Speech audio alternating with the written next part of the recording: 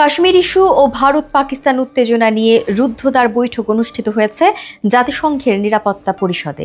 পাকিস্তানের অনুরোধে আয়োজিত এই বৈঠকে দুই প্রতিবেশী দেশের মধ্যে চলমান বৈরিতা নিয়ে আলোচনা করা হয়।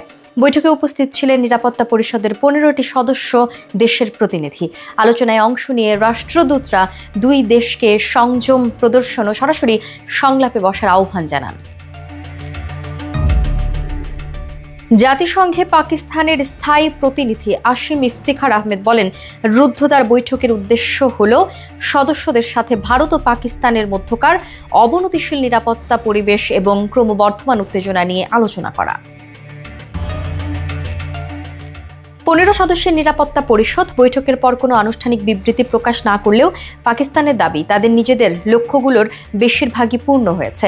নিরাপত্তা পরিষদে পাকিস্তান ভারতের পদক্ষেপের বিরুদ্ধে জোরালোভাবে কথা বলেছে বলে জানান ইফতিখার। এছাড়া কাশ্মীর ইস্যুকে ভারত ও পাকিস্তানের মধ্যে চলমান 70 বছরের একটি দীর্ঘস্থায়ী বিরোধ হিসেবে উপস্থাপন করেছেন বলে জানান তিনি।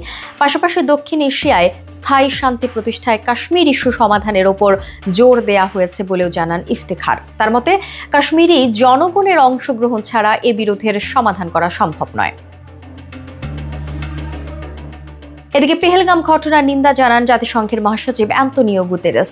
হামলাকারীদের বিচারের মুখোমুখি করা উচিত বলে মনে করেন তিনি।